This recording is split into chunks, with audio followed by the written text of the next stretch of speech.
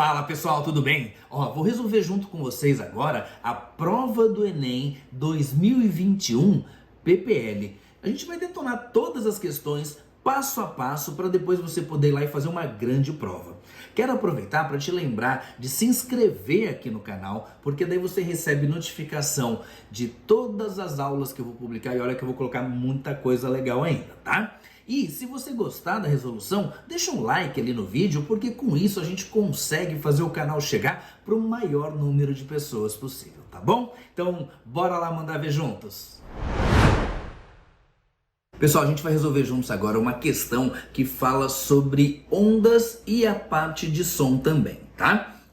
As notas musicais, assim como a grande maioria dos sons encontrados na natureza, são complexas e formadas pela superposição de várias ondas senoidais. A figura apresenta 3 componentes harmônicas e a composição resultante construídas na mesma escala para um instrumento sonoro. Essa composição carrega uma assinatura sônica ou timbre do corpo que a produz.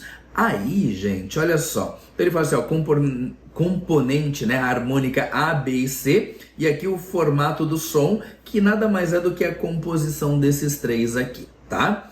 Aí ele pede pra gente na sequência ali. Essas componentes harmônicas apresentam iguais o quê? Gente, o que acontece? Só de olhar para a figura, você percebe que as frequências aqui são distintas, tá?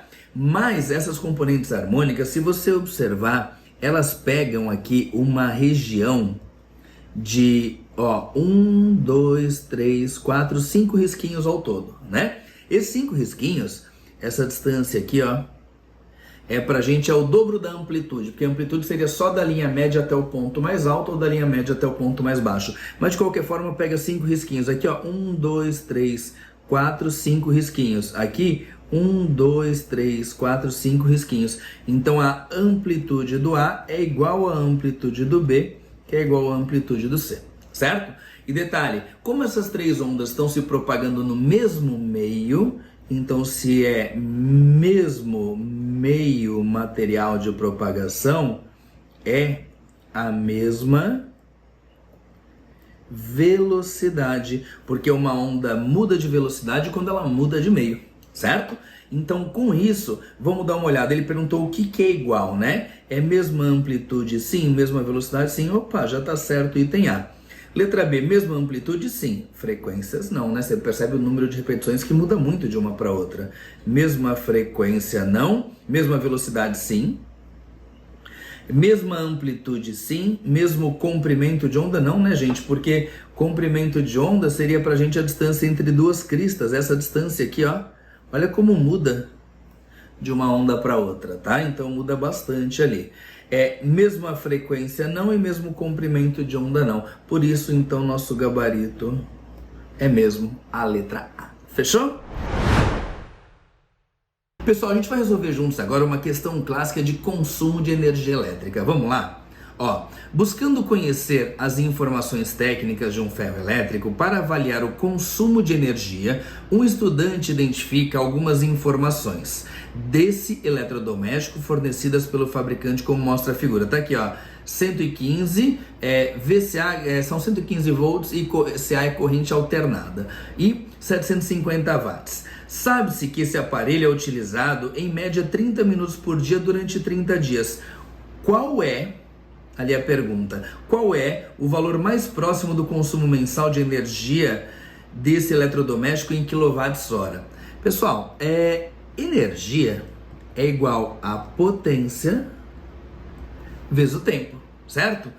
Como eu quero isso aqui em kWh, a resposta, kWh, isso significa o quê? Que a potência eu vou ter que usar em kW e o tempo eu vou ter que usar em horas.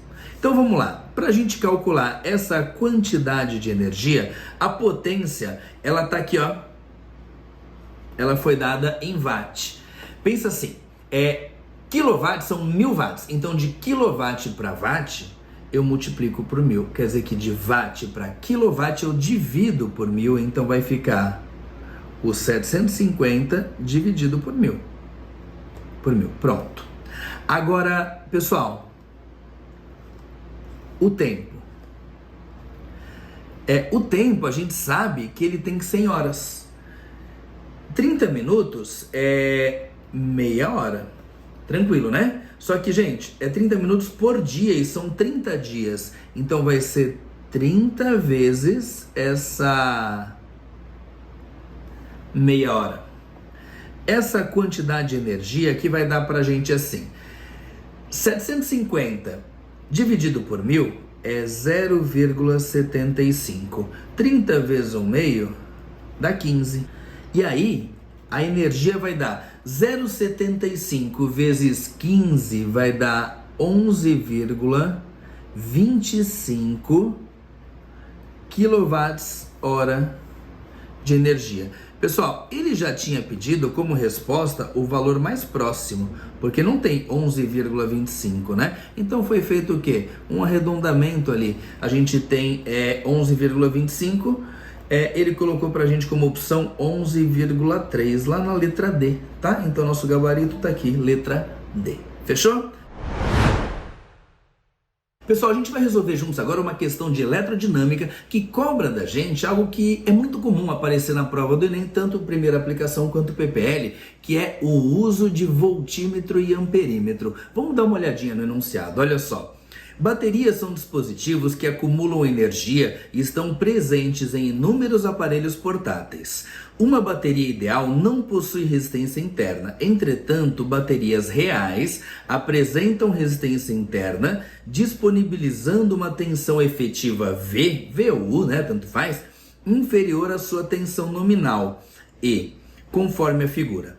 Uma vez que se sabe o valor da tensão nominal da bateria, determina-se a sua carga pelo conhecimento da corrente I, enquanto está conectada a um circuito de resistência R, de tensão efetiva V e da resistência interna Rzinho da bateria. Beleza.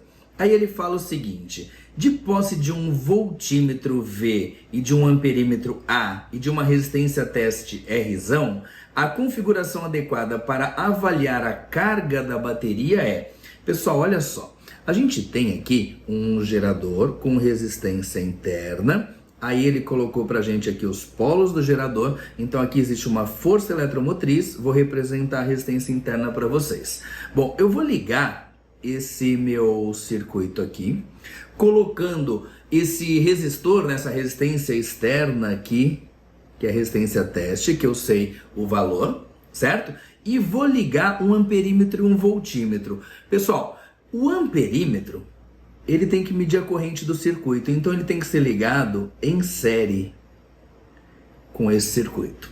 Agora, esse daqui, ó, é o meu gerador, né? Eu quero medir a tensão efetiva que o gerador entrega para o circuito. A forma de medir a tensão efetiva é ser ligado em paralelo ao gerador. Por quê? Porque o voltímetro tem que ser ligado em paralelo. Então essa é a forma correta de fazer a ligação com o amperímetro em série, né, com o circuito como um todo, e o voltímetro em paralelo com o gerador. Então vamos dar uma olhadinha lá nas alternativas, tá? Letra A, ó, a letra A de cara tá certo, o amperímetro ligado em série e o voltímetro em paralelo. Letra B, por exemplo, não funciona esse circuito dessa forma. Por quê? Porque esse amperímetro, ele tá ligado em série com o voltímetro e ainda em paralelo ao resistor, né? O voltímetro também tá na posição errada, porque ele tá ligado ao amperímetro, então não tem como. Esse circuito aqui do item C, o que acontece aqui é o seguinte: a corrente vai vir, vai passar, ela vai encontrar um caminho sem resistência, então ela vai passar pelo amperímetro. Esse resistor aqui, ó, vai ficar em curta, é como se ele não existisse no meu circuito, então tá errado. Esse daqui, o amperímetro tá ligado em série com o circuito, tudo bem, mas o voltímetro não pode ser ligado assim. E nesse aqui, amperímetro e voltímetro, os dois em paralelo, esse amperímetro vai gerar um curto-circuito, porque a corrente vai passar por ele, certo? Então tá errado também. Voltando ao nosso gabarito, então, é a letra A, de acordo com a figura que eu tinha feito para vocês aqui, tá bom? Pessoal, a gente vai resolver juntos agora mais uma questão de potência elétrica, trazendo para a gente algumas informações importantes de associação de resistores. Vamos lá? No manual de instruções de um conjunto de 30 lâmpadas idênticas usadas para enfeite, está especificado que o conjunto deve ser utilizado em uma rede elétrica de 120 volts, resultando em uma corrente total de 4,5 amperes. No entanto, o manual não informa a potência nominal de cada lâmpada para a aquisição de lâmpadas individuais de reposição. Em caso de queima. Depois de ligar o conjunto, percebe-se que ao retirar qualquer lâmpada, 1/3 das demais não acendem. Quer dizer o quê? Quer dizer que o circuito todo está dividido em 3 caminhos diferentes. Quer dizer que se eu tirar uma delas aqui, 1/3, ou seja, tudo isso aqui não acende. Quer dizer que essas aqui estão todas em série, mas o restante continua funcionando normalmente. Então, basicamente, quando ele deu essa dica pra gente, ele falou o quê? Ele falou que o meu circuito é formado por 3 caminhos diferentes aqui de lâmpadas, certo? E como ao todo são 30 lâmpadas, quer dizer o quê? Quer dizer que eu tenho 1, 2, 3, 4, 5, 6, 7, 8, 9, 10 lâmpadas aqui, certo? Vou ter 1, 2, 3, 4, 5, 6, 7, 8, 9, 10 lâmpadas aqui também, certo? E vou ter aqui 1, 2, 3, 4, 5, 6, 7, 8, 9, 10 lâmpadas aqui. Se fosse um circuito maior não dava para desenhar, que foram só 30, né? Então foi de boa. Aí ele disse assim, ó, isso aqui tá ligado num circuito que fornece, pelo que ele disse ali, uma DDP total de 120 volts, tá? Disse também o que? Disse que a corrente total no circuito aqui, ó, é 4,5 amperes. Seguindo, ele quer saber a potência de cada lâmpada. Vamos pensar uma coisa, ó. A potência total, eu consigo descobrir? Consigo, né? Bom, vamos junto pensar no seguinte. A corrente de 4,5 amperes, ela vai se dividir. Vai vir um pouquinho para cada lado. Certo?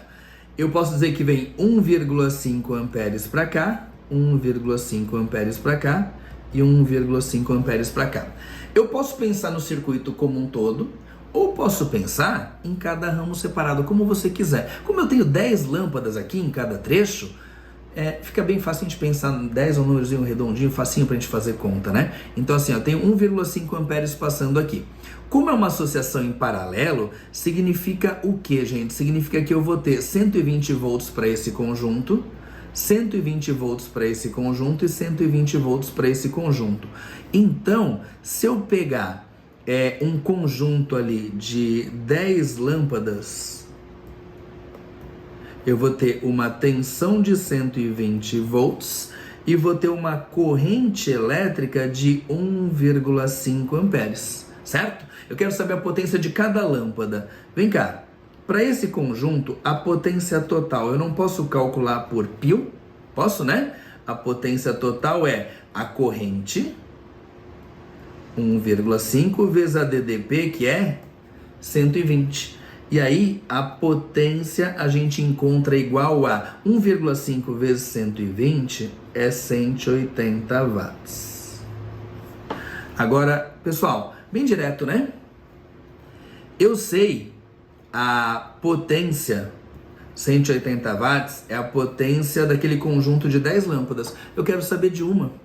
Monta uma regrinha de 3. Eu sei que você já está fazendo essa conta ali direto de cabeça, porque 10 é um número bem fácil de fazer conta, né? Mas a ideia é o seguinte, ó. 10 lâmpadas tem 180 watts. Então, uma lâmpada vai ter X. Multiplica cruzado, vai dar X vezes 10 vai dar 10X, é igual a 1 vezes 180, 180. E aí, X é igual, pega esse 10 multiplicando, passa para o outro lado dividindo, 18 watts, tá? Eu sei que já, como eu te falei, tinha feito a conta de cabeça. Poxa, o total 180, né? Para 10 lâmpadas, quer dizer que cada lâmpada tem 18. Gabarito letra B. Mas eu não gosto muito de confiar, de fazer às vezes as coisas de cabeça aqui. Às vezes você entendeu errado, né? A regrinha de 3, monta ela, fica bem fácil a gente resolver, beleza? Pessoal, a gente vai resolver juntos agora mais uma questão sobre consumo de energia. Vamos para o enunciado. Ele começa com uma tabela onde ele fala consumo de energia. Na verdade, são outras informações. Tem tensão, aqui tem frequência da rede elétrica, né, da corrente alternada.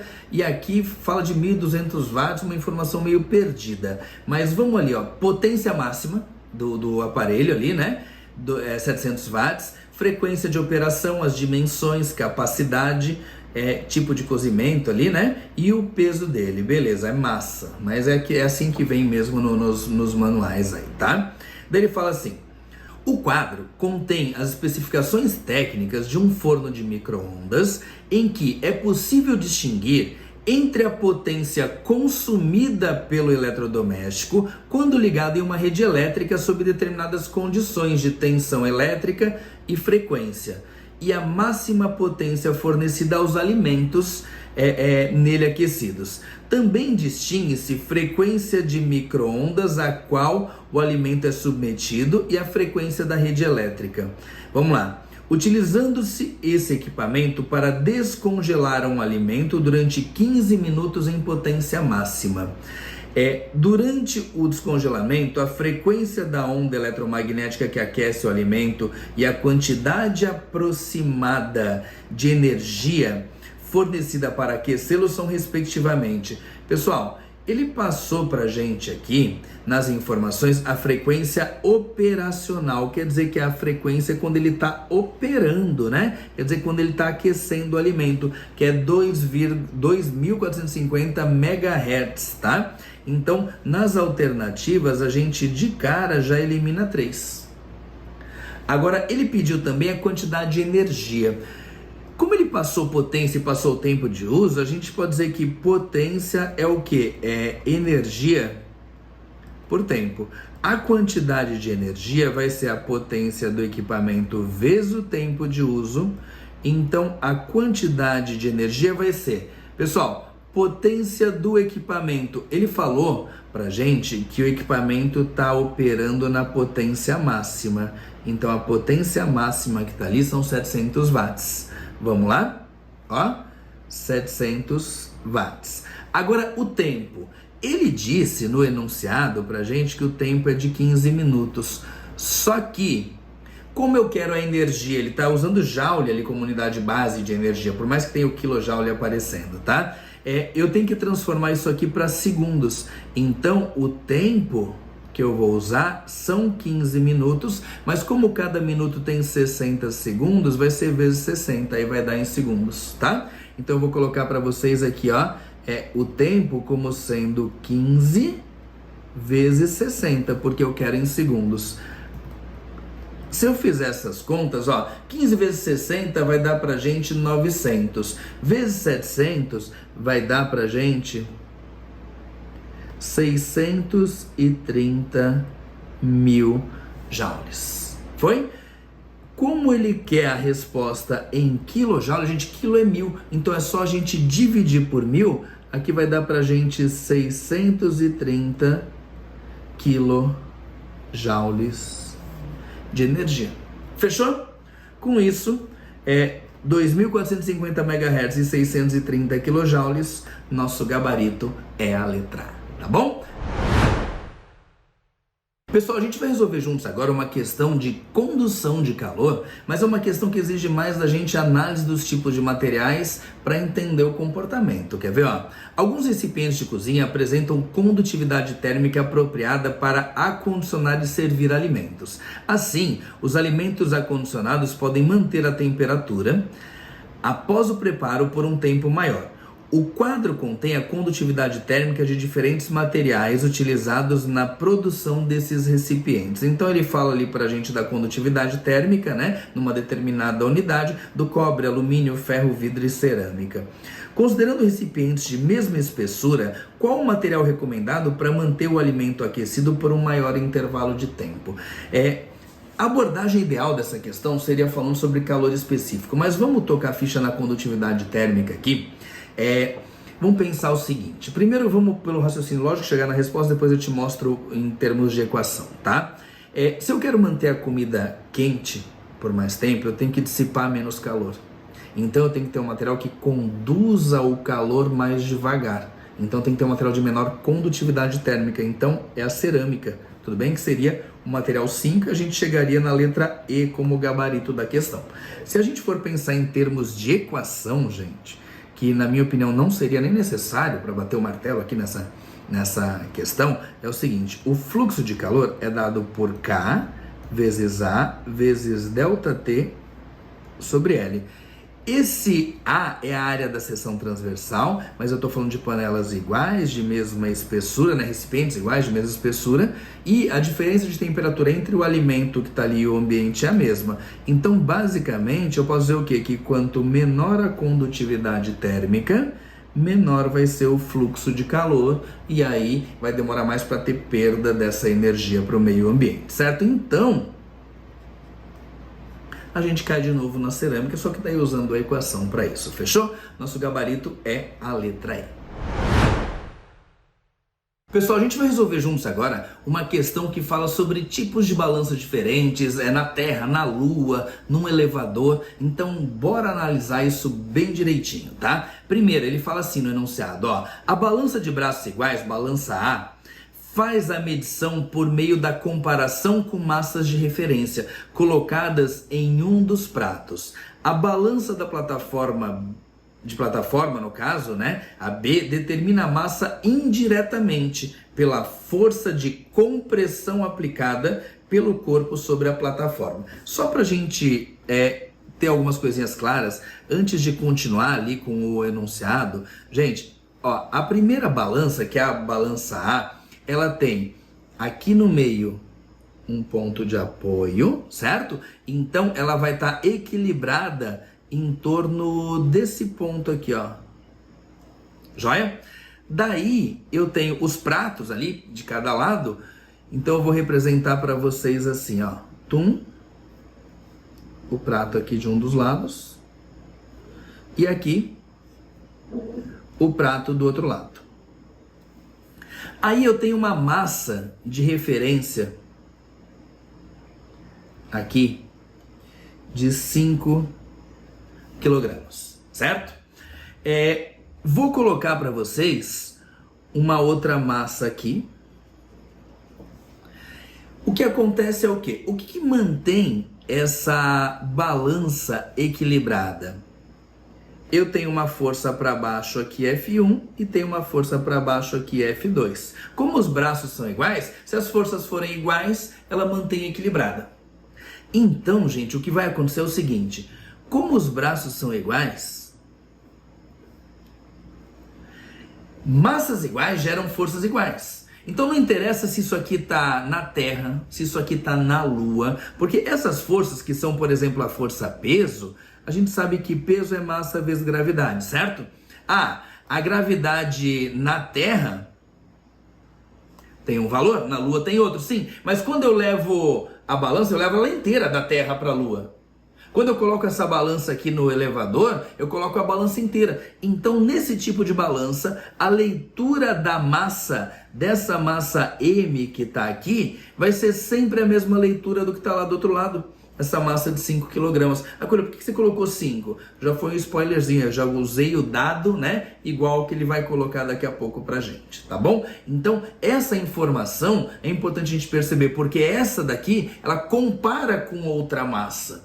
Joia? Já a balança de compressão, gente, que é a que tá na outra figura ali, a balança B que ele falou, o que acontece é assim, ó. Deixa eu só trocar a corzinha aqui. Eu tenho uma balança.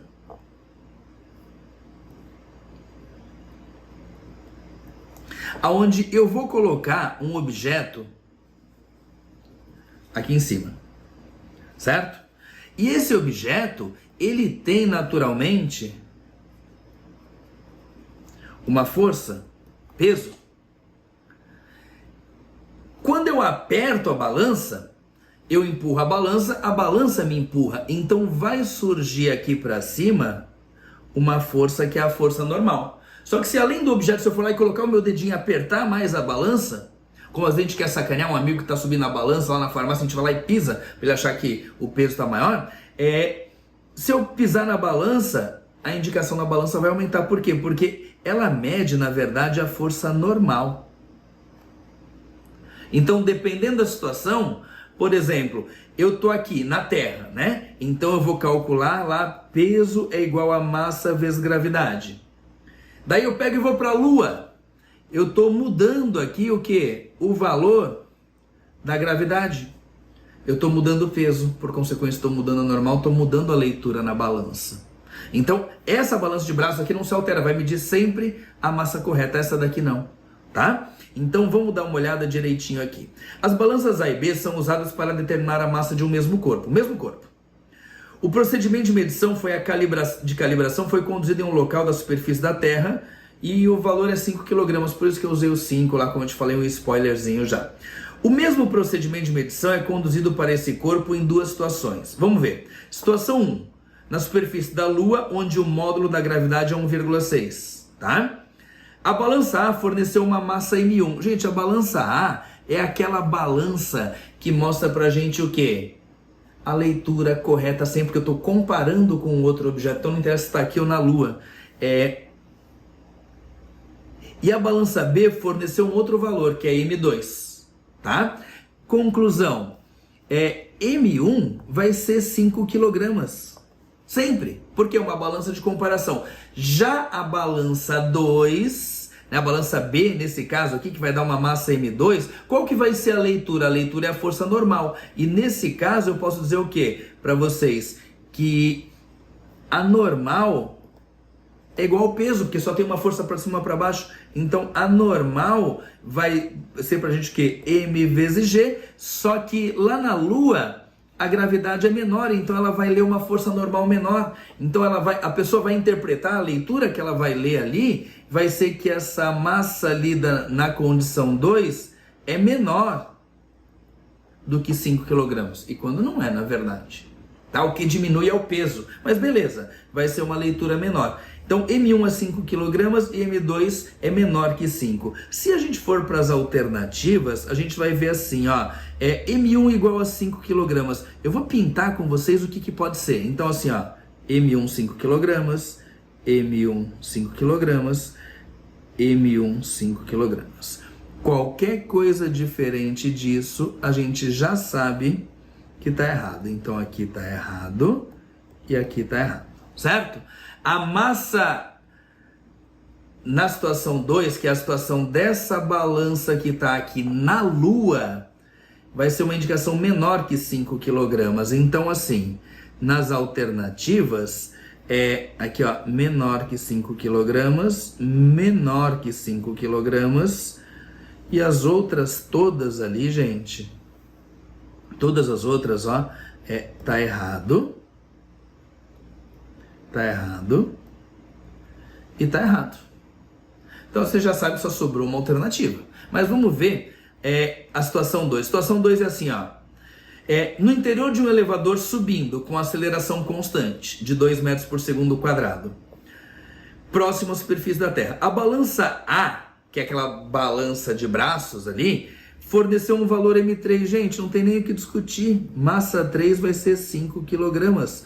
Porque aquela lá, ela está comparando, né, um lado com o outro. Então, se eu colocar essa balança aqui, ó, de cima, essa balança aqui de cima, dentro de um elevador subindo, como ele falou, não vai dar diferença nenhuma. Sabe por quê? Porque esse bloquinho está subindo com o elevador, mas esse bloquinho também está subindo com o elevador, então a leitura vai dar na mesma.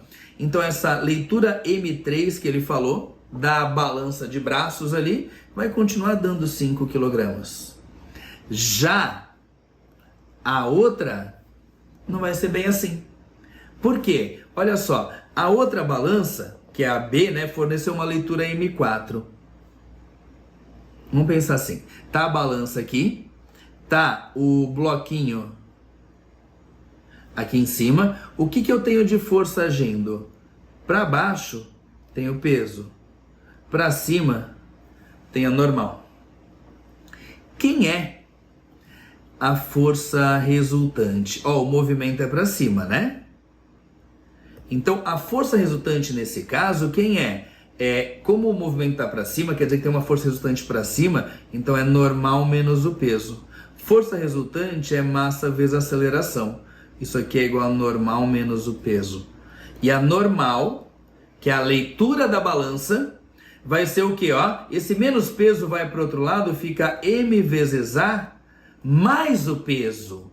Conclusão, a leitura da balança vai ser aquele valor de 5 kg mais alguém. Por quê? Porque tem esse M vezes A aqui.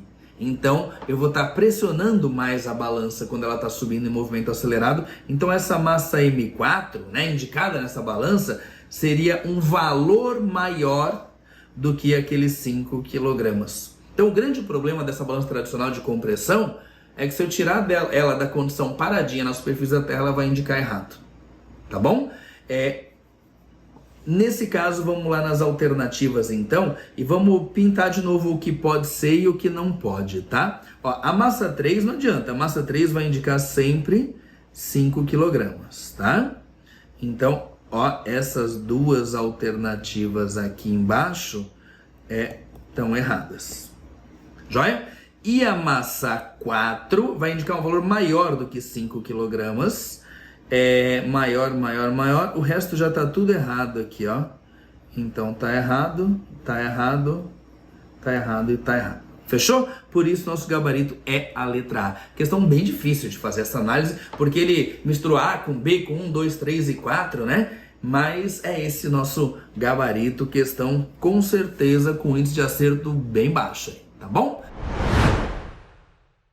Pessoal, a gente vai resolver juntos agora uma questão que fala sobre colisão. Vamos dar uma olhadinha no enunciado, olha só. Foi realizada uma perícia técnica de um acidente de trânsito em que um carro colidiu com uma van em um cruzamento a 90 graus, como esquematizado na figura. A van tem massa 2 vezes maior que o carro. Depois da colisão, os dois veículos permanecem grudados um ao outro e deslocaram-se um ângulo de 45 graus com a direção de suas velocidades iniciais. Um radar mediu o módulo da velocidade da van imediatamente antes da colisão e encontrou 40 km por hora. Qual o valor do módulo da velocidade do carro em km por hora imediatamente antes da colisão? Ô, gente, olha só. O que acontece? Quando eu falo de uma colisão, eu tenho que levar em consideração a velocidade, mas também a massa daquele elemento que eu estou discutindo, seja o carro, seja a van, seja qual for o objeto, tá? O que eu sei é o quê? É que numa colisão, a quantidade de movimento antes, vetorialmente falando, tá? É igual à quantidade de movimento depois. O que era a quantidade de movimento antes da colisão? Gente, antes da colisão eu tinha a quantidade de movimento da van para cá, certo? E tinha a quantidade de movimento do carro para cá, certo? Beleza. Depois da colisão, o que eu tenho? Eu tenho os dois juntos se deslocando a 45 graus. Então eu tenho a quantidade de movimento do carro, né? Do carro, tá? Mais a van, os dois juntos. Bom, se eu olhar para esses dois vetores aqui, eu consigo achar o vetor resultante. O vetor resultante está aqui, ó. Certo? Esse vetor resultante, quantidade de movimento resultante, quem é? É o resultante formado por esses dois vetores. O enunciado disse pra gente que o ângulo aqui é 45 graus. Pera lá.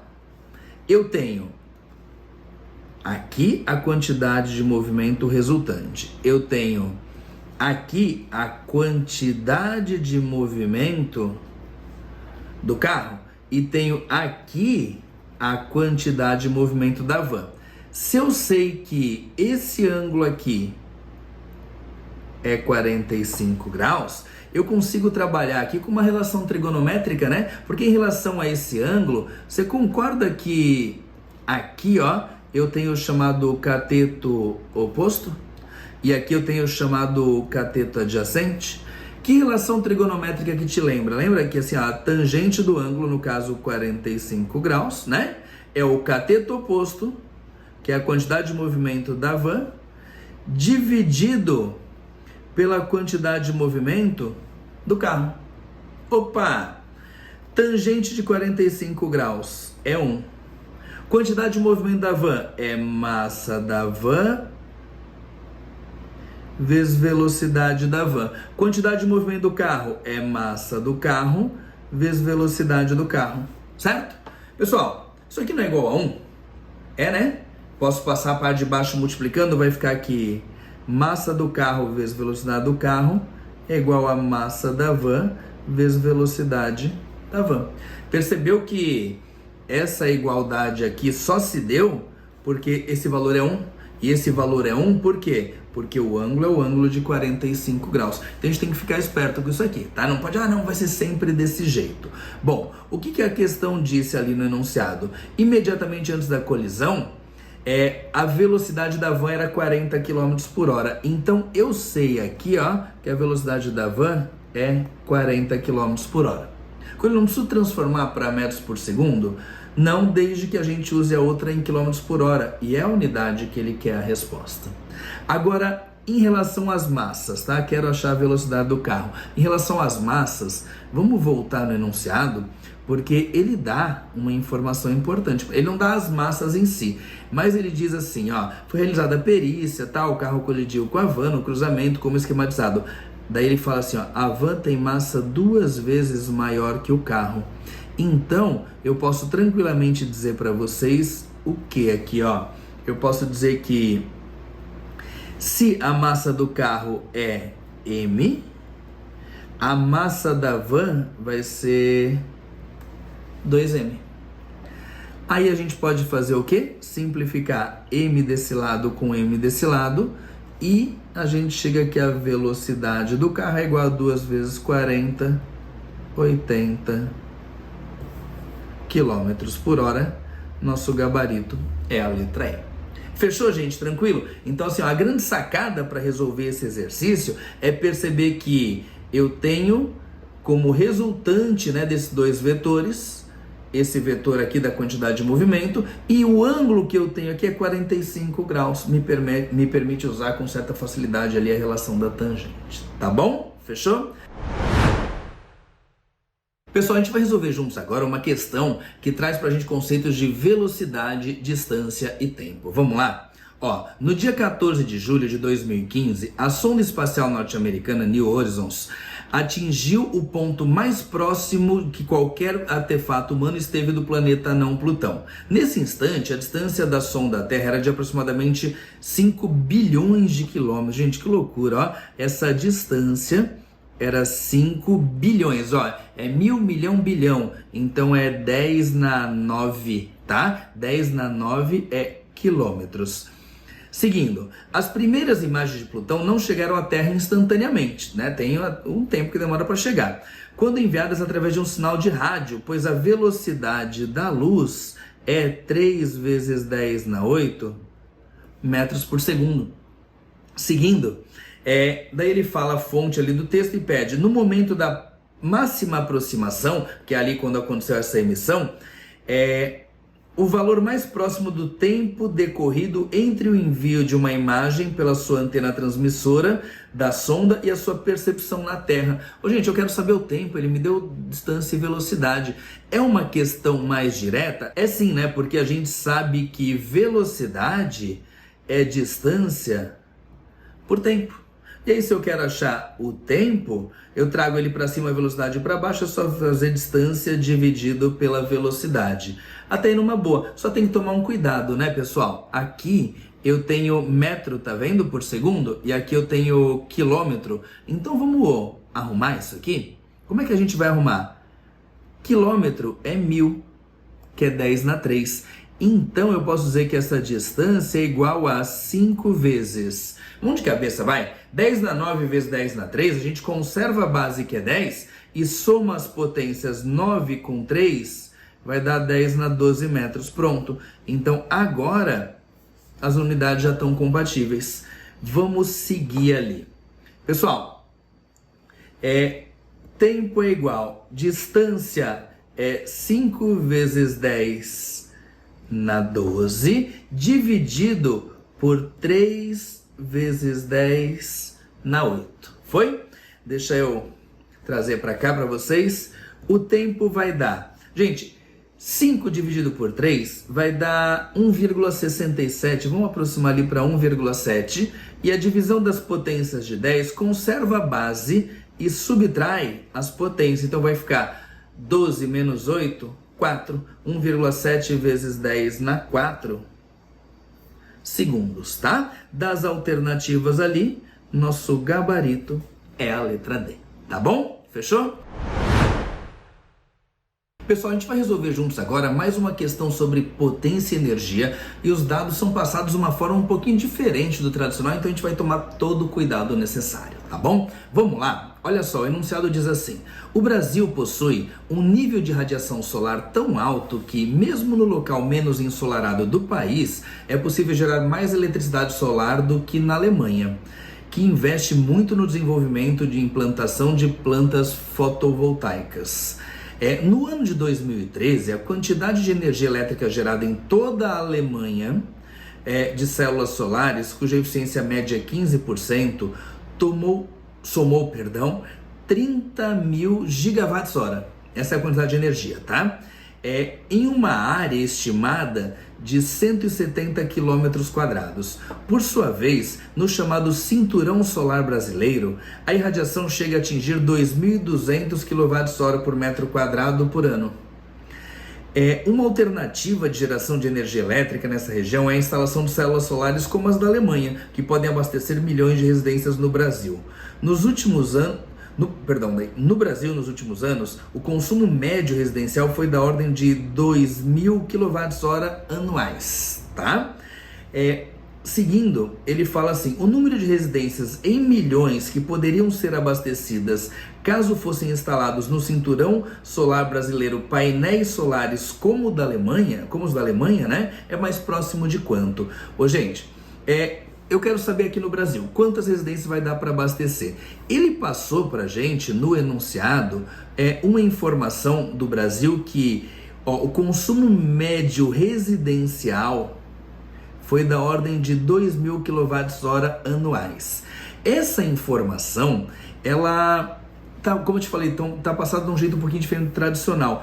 Como ele fala assim, são 2.000 kWh anuais, quer dizer que é por ano, certo? Então isso aqui é o que? Energia por tempo. Desse jeito que ele passou a informação, quer dizer que a potência, né? Considerando o intervalo de tempo de um ano, a potência consumida foi de 2.000 kWh por ano. Beleza, maravilha. Para eu descobrir quantas residências, eu preciso descobrir o quê? Qual a quantidade total, quanto vale a potência total que eu consigo gerar para essas características ali de placas que se usam na Alemanha com a irradiação solar aqui no Brasil. E aí eu faço uma regrinha de 3 e resolvo a questão. Então vamos voltar lá no enunciado, que é o seguinte, para eu falar de potência, eu vou imaginar o seguinte, deixa eu pegar alguns dados aqui com vocês. Eu tenho a irradiação solar que atinge aqui no Brasil é de 2.200 kWh por metro quadrado por ano, tá? Então, na verdade, o que ele está informando pra gente ali? Ele está informando pra gente que essa irradiação é o quê? É uma potência. Como é por metro quadrado, é potência por área. Então, se eu quero achar essa potência, eu faço o quê? Eu faço a intensidade da radiação que está chegando, né, no solar que está chegando aqui no Brasil, vezes a área total das placas, porque ele quer usar as mesmas placas que foram usadas na Alemanha. Só tem um detalhe, isso aqui seria a potência total que chega. Só que ele disse pra gente no enunciado, um detalhe importante, tá? Que a gente tem uma eficiência média de 15%, ou seja, só 15% disso daqui é que vai poder ser aproveitado. Então eu vou multiplicar esse valor ainda por 0,15. 0,15 por quê? Porque é 15%. Então é 15 dividido por 100. Bom, pessoal, vamos continuar. Então essa potência vai ser o quê? Vai ser essa intensidade, que é 2.200 kWh por metro quadrado anuais, certo? Vezes a área. Agora eu queria dar uma olhadinha na área com vocês. Tem que ir bem com calma aqui, gente. Não pode apressar o passo não, tá? Ó, olha a área, 170 km². Se eu colocar aqui, eu vou errar a questão. Sabe por quê? Porque ele disse pra gente que a área é 170 km². Só que eu tô usando aqui, ó, 2.200 kWh por metro quadrado. Então eu preciso transformar isso aqui para metro quadrado. Como é que eu faço essa transformação? Vamos lembrar lá das aulas de física básica que eu te expliquei? Gente, essa transformação é assim, ó. Quilômetro é igual a 10⁻3, ou seja, 1.000 metros. Bom, como eu estou elevando ao quadrado, o 10⁻3 ao quadrado vai ser 10⁻6. Por isso que essa medida aqui é 170 vezes 10⁻6, o quê?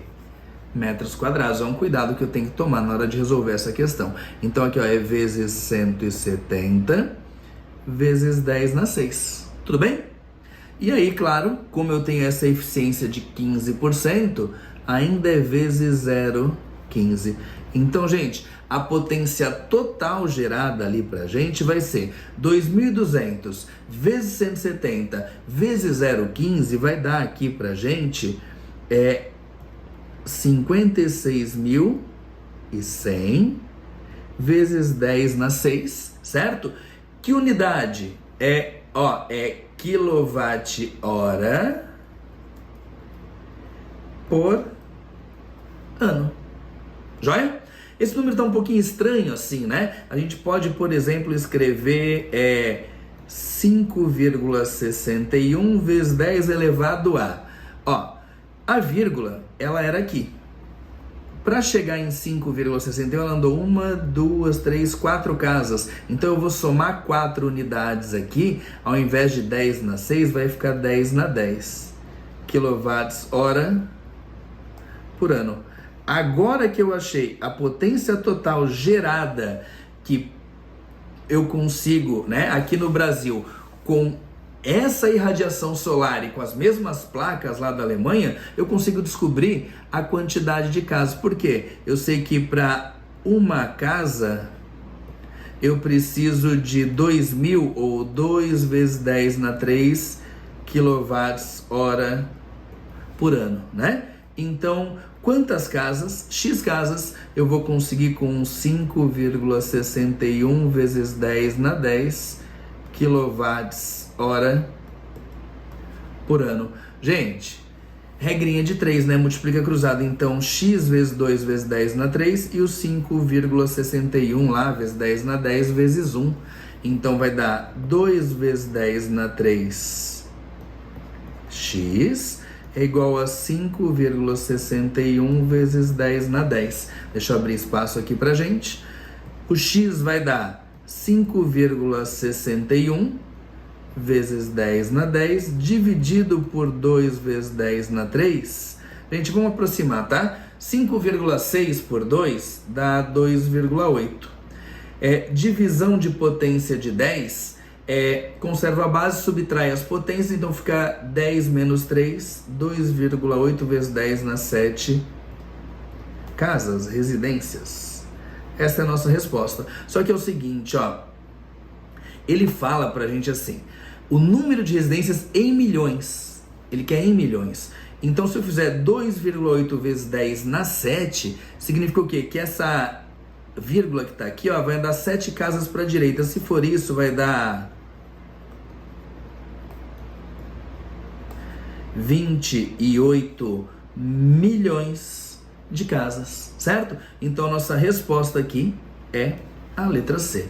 Gente, questão difícil, porque não foi nenhuma conta absurda, né? Nenhuma das contas que a gente fez, essa daqui mais chatinha um pouquinho, mas não é uma conta absurda. Só que tem toda a interpretação, montar, extrair os dados, ver a questão de conversão de unidade, porque se a gente bobeasse nessa conversão de unidade aqui, a gente já não conseguia chegar na resposta que precisa.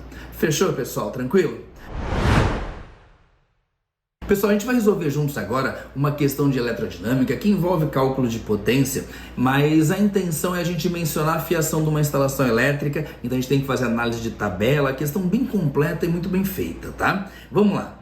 Pretende-se construir um banheiro em uma área externa no qual serão instalados 2 chuveiros elétricos que podem ser ligados simultaneamente, cada um com um consumo de 5,5 kW. Na verdade, o termo consumo nem é tão adequado ali, cada um com potência, né? 5,5 kW. Então a gente já pode até anotar aqui o seguinte, que a potência total é igual a 11 kW.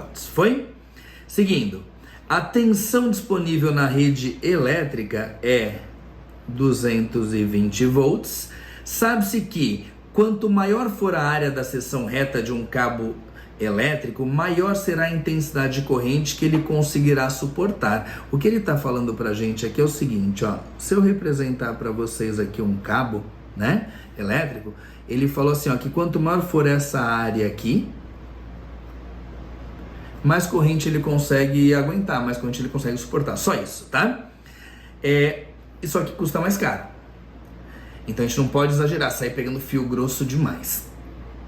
Portanto, deve ser selecionado o cabo de menor área de seção reta que seja capaz de suportar aquela corrente. Ou de menor que seja capaz pelo seguinte, porque se pegar um grande demais, né, vai custar muito caro, é o que eu acabei de falar ali. No quadro são apresentados os valores nominais de área de seção reta dos cabos no mercado com isolamento térmico com suas correntes máximas possíveis. Então assim, para cada corrente aqui eu tenho um valor de área. Daí ele pergunta pra gente o quê? O cabo que apresenta o menor custo e que suporta a corrente total necessária para essa fiação em milímetros quadrados é... gente, se liga, vem cá. Eu tenho que selecionar qual é o fio. Para selecionar qual é o fio, eu preciso descobrir a corrente. Mas espera aí, eu tenho potência e tenho o quê? Tensão. Para achar a corrente, a gente pode usar direto aqui o quê? Π igual a I vezes U. Para a gente fazer isso, posso tocar a ficha? Posso, só tem que tomar um cuidado, né? Ó, aqui tá aparecendo o prefixo quilo, e quilo é 1000 pra gente, tá? 1000 ou 10 na 3, tanto faz. Então a potência ali vai ser 11.000, certo? Corrente elétrica I eu quero achar, e a tensão 220 volts. Se a gente isolar o I, vai dar pra gente 11.000 dividido por 220, isso aqui vai dar pra gente 50, certo? 50 amperes. O que eu vou fazer, gente? Eu vou ali e vou analisar o quê? 50 amperes, eu tenho fio que suporta 31, então 12 não, 23 não, 31 não. Nenhum desses fios suportam essa corrente que eu preciso. Agora, esses dois suportam aqui. O problema é o quê? Esse vai ter um valor. Esse outro, como ele suporta mais corrente, ele é mais grosso e ele vai custar mais caro. Então, pensando no custo-benefício, a minha escolha ideal para suportar os 50 amperes é esse aqui, ó, que suporta até 54 amperes. Então é o fio de 6 milímetros quadrados. Isso que eu quero deixar anotado com vocês aqui, tá? É o fio de 6 milímetros quadrados, tá bom? Visto isso, vamos lá para as alternativas. Nosso gabarito é a letra D, tá bom? Pessoal, a gente vai resolver juntos agora uma questão sobre hidrodinâmica, um assunto que nem é muito comum cobrarem da gente na prova do Enem, mas como pintou, bora resolver. Para gerar energia elétrica em uma hidrelétrica é necessário integrar a vazão do rio à quantidade de água disponível em determinado período de tempo e os desníveis do relevo, sejam eles naturais, como nas quedas d'água, ou criados artificialmente. Existem dois tipos de unidade de geração de energia, acumulação e fio d'água. As unidades de acumulação são localizadas em locais com altas quedas d'água, dado seu grande porte, permitem o acúmulo de grande quantidade de água. A gente são as represas, né? Você represa a água e aquela grande quantidade de água que vai cair vai fazer uma turbina girar e vai gerar energia elétrica, tá? Daí ele fala assim, as unidades de fio d'água geram energia com o fluxo d'água do rio. Então assim, é o rio passando, certo? E aí, o fato da correnteza do rio estar passando ali é que vai gerar energia elétrica. Daí ele fala ali pra gente na sequência, as unidades de fio d'água geram energia com o fluxo d'água do rio, ou seja, pela vazão com mínimo ou nenhum acúmulo de água, sem represar a água. Em uma região existem rios com potencial para geração de energia. No intuito de construir uma unidade de fios d'água, deve-se comparar as características desses rios. Então assim, gente, eu tenho rios ali, né? E vou tentar fazer um desenho aqui. Imagina que aqui é o leito do rio, tá? E o rio tá correndo para cá. E aí a gente tem aqui, né? A água ali do rio, certo? E aqui essa água fluindo, e vamos supor que a gente tem então para cá uma velocidade da correnteza passando, tá? E aí vai ser gerado água. Ele pergunta pra gente, na sequência assim, a principal grandeza física desses rios que deve ser observado gente, para gerar energia, eu preciso, como ele falou ali no enunciado, de uma determinada vazão, certo? E eu tenho, nesse determinado rio, uma velocidade de correnteza. A vazão é dada pela área, a área seria a área dessa região aqui, tá? Da seção transversal ali, que a gente chama, vezes a velocidade da correnteza. Então, se eu quero gerar energia, eu preciso ter uma vazão considerável. Quanto maior a vazão, né? Maior vai ser pra gente a geração de energia. Então, eu preciso o quê? De velocidades de correnteza maiores para poder gerar essa eletricidade, tá bom? Gente, vamos lá? Então, a principal grandeza física desses rios que deve ser observada é velocidade de correnteza maior? Sim. Deslocamento vertical? Não, gente, isso aí é na questão da acumulação, né? Do outro tipo, da usina de represa, tá? Área de seção transversal do leito menor, não, né? Porque é uma área menor aqui, ela tende a fazer o que? A dificultar a tua vazão. Volume de água por unidade de tempo menor? Não. Quantidade de massa de água por unidade de tempo menor? Não, né, gente? Porque assim, quanto mais massa de água, tanto o D e o E, quanto mais massa de água passando, quanto mais volume de água passando por unidade de tempo, melhor vai ser, porque daí quer dizer que maior é a minha vazão, tá? Então, a alternativa correta mesmo é a letra A. Opinião minha, questão escrita de uma forma confusa, atrapalhada, né? Não te deixou muito claro ali exatamente o que ele queria. Você precisava só o quê? Ter decorado a equação de vazão a partir da equação da continuidade que a gente aprende lá nas aulas de hidrodinâmica, tá bom? Mas enfim, aparece, a gente tem que encarar e mandar ver, tá bom? Tchau pra vocês e até a próxima. Valeu!